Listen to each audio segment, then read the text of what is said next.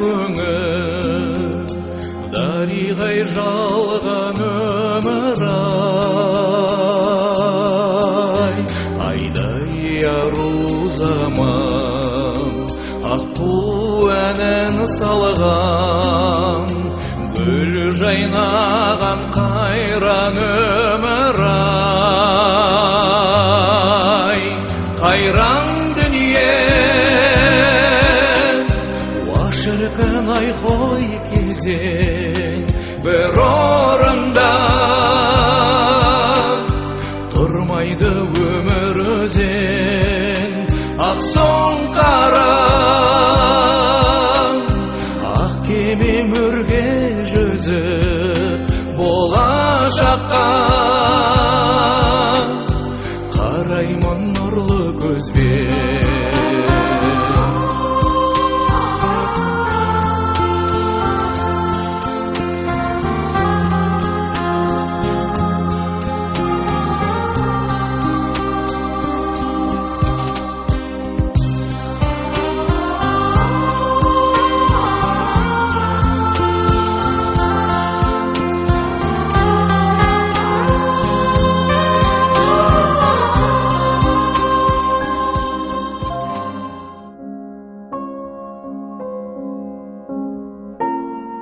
Біздің Әлжан дүние есігін 1959 жылдың 19 қарашасында ашқан. Әлжанның дүниеге келуі біздің шаңырақта үлкен қуанышпен қарсы алынған оқиға болған. Жалпы біздің ауыл өте бір табиғаты керемет жерде орналасқан. Сонау Заңғар Алатаудан сарқырап ағып атқан Сайрам-су деген өзеннің екі жағасына орналасқан үлкен шаруашылық. Сәкен Сейфуллин атындағы колхоздың Қазақстан деген бөлімше ауылы, сол біздің туған ауылымыз. Әкеміздің кіші қарындасы Жұмагүл әпкеміз 13 жасқа келгенде әжеміздің тұңғыш немересі Әлжан дүниеге келеді. Содан Әлжанды немере ретінде мейірім шуағына бөлетіп, өзінің бауырына басып, әкеміздің інісі көкеміз, Амантай көкем, Жұмагүл әпкеміз өзінен кейінгі інісіндей қабылдап тәрбиелейді. Енді әжеміздің баласы болғаннан кейін еркелеп өседі. Жалпы әкеміз бен анамыздың тұңғышы ғой. Әкеміз бен анамыз 1959 жылы жылдың басы сол ақпан айында некесі қиылады. Күзде Әлжан дүниеге келеді. Әкемізді негізі көке, болмаса тәте деп атауымыз керек еді. Жаңағы бауырына басқан тұңғыш немересі Әлжанды ертіп, әжеміз Шымкент қаласында тұрып атқан екінші ұлы Жамбыл тәтеміздің үйіне барғыштап, сол қалада тәтеміз тұратын жерде аулада балалармен ойнап жүріп, папа деген сөзді үйреніп келеді екен Әлжан. Сөйтіп үйге келіп, өз әкесін де папа деп атай бастайды. Әрине одан кейін Әлжаннан кейінгі дүниеге келген менен бастап, менен кейінгі інілерімнің бәрі әкемізді папа деп кеттік. Ал анамызды Әлжан, менен кейінгі марқұм Ерлан кейінгі Марат, осы төртеуміз жеңше деп атадық. Әлі күнге дейін солай атаймыз. Өйткені біз енді алғашқы немерелер болғаннан кейін әжеміздің бауырында, сол әжеміздің баласы болып өстікте, өз анамызды жеңеше деп кеттік. Өткен дүние жалған, жеткізер ме арман, асылдай дәурен өмір-ай. Алданумен дүние, жандар баған дүние, қайталанбас қайран өмір-ай. Қайран дүние уашыркын айхой кезең, бір орында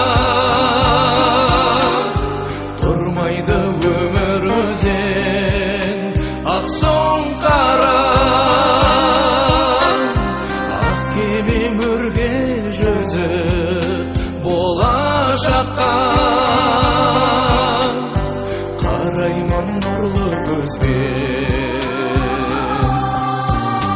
Қайраң дүние шіркін ай қой кезең бір орында тұрмайды өмір өзен ақ соң қара ақ кеме өрге жүзі болашаққа қараймын нұрлы көзбен.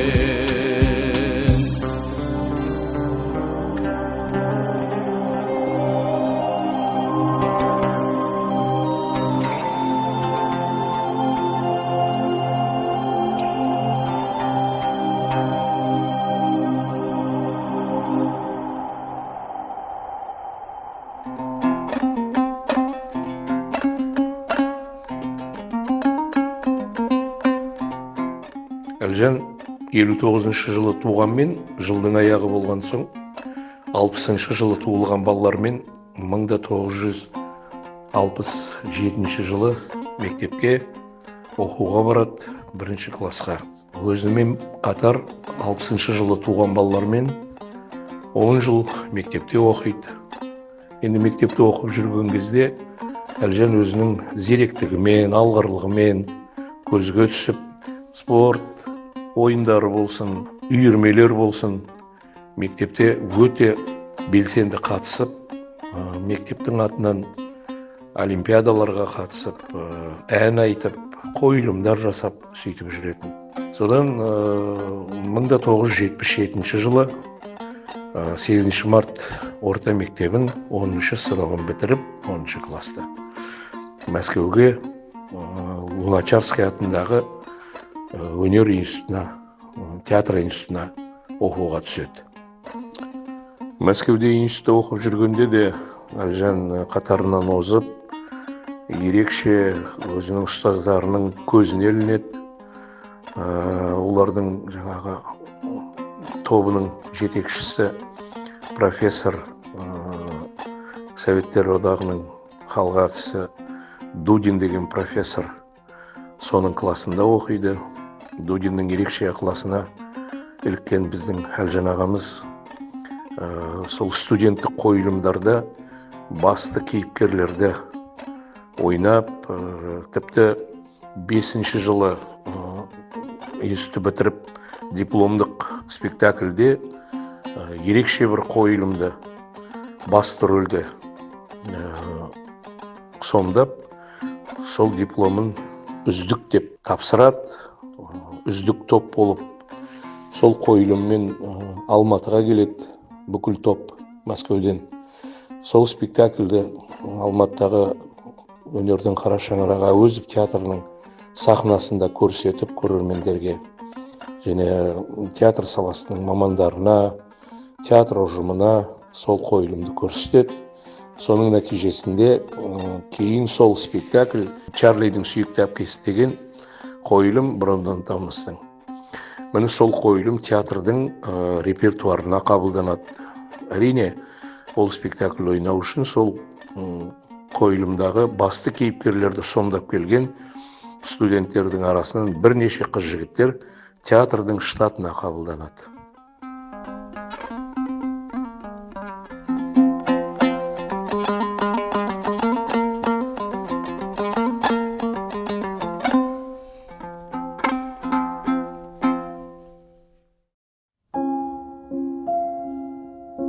Бұл 1982 жыл болатын. Бұны сол 82 жылдан Әлжан 89 жылға дейін сол Әуезов театрында актер болып қызмет жасады. Бірнеше басты рөлдерді сомдады. Өте өзінің алғыр, талапты актер, жас актер екенін көрсете білді.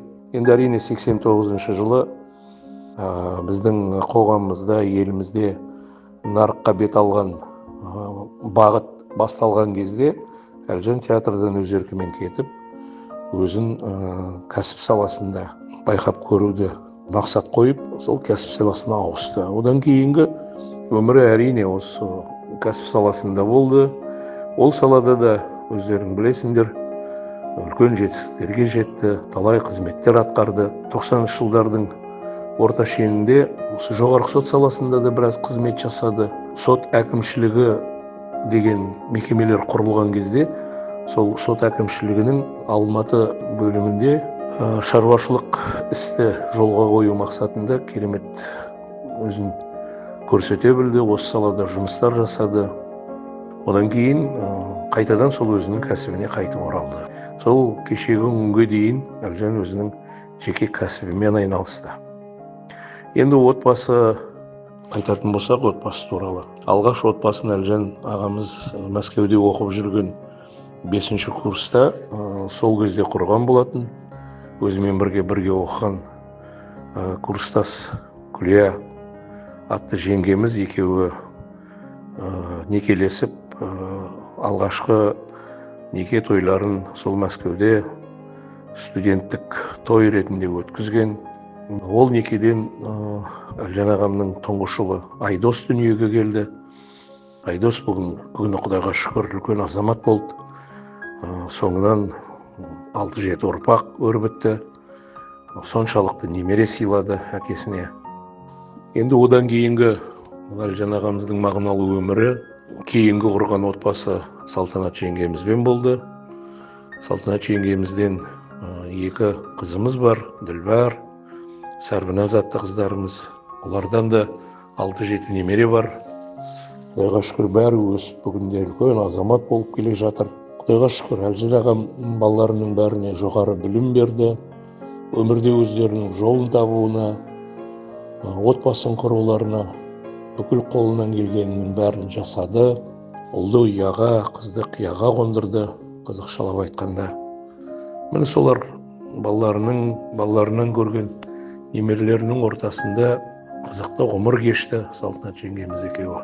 Әрине, Алланың өлшеп берген өмірі ғой. Кім білген, кім ойлаған. Дәл осылай оқыста ойламаған жерде өмірі үзіледі, ұйықтап жатып о дүниеге аттанып кетеді деп. Әрине, сенгіміз де келмейді, қимаймыз. Дегенмен артында бар оңалар дейді қазақ. Құдайға шүкір ізі бар, ұл қыздары бар, немерелері бар, бауырлары біздер бар. Әлжан ағамыздың мәңгілік бейнесі, жарқын жүзі біздің жүрегімізде сақталады. Біз ешқашан ұмытпаймыз, ағамыздың орны жоғалмайды. Әруағы риза болсын, бүгін мені 40 күндік асын бергелі жатырмыз. Қабыл болсын, жатқан жері жайлы болсын, топырағы торқа болсын ағамызды. Моя слеза не только грусть, мои года,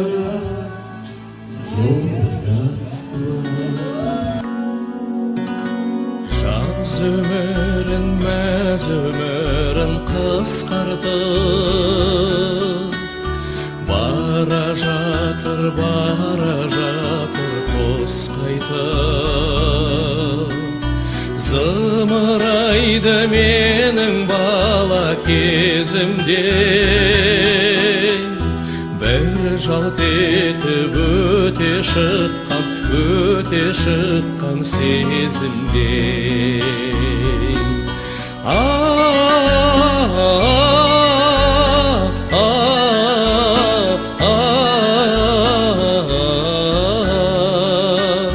Бір жалт етіп өте шыққан сезімде. Құстар сызылтып ән салады, сол әнімен тербетеді даланы. Ал адамдар көліп бастап өмірін, кетерінде жылайды алмай қалады.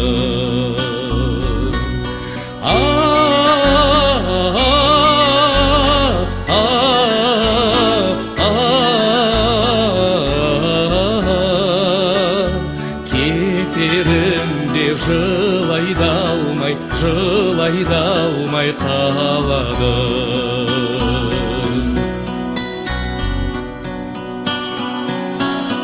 Біздің жаққа бауыр басып кеткен бе, тамаша әнмен келіп еді көктемден. Өскен жерге сыймай кетіп барады, өскен жерін қимай кетіп барады.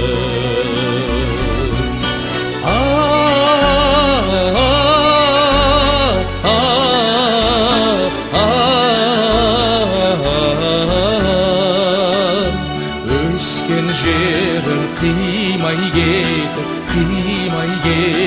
барады. Өскен жерін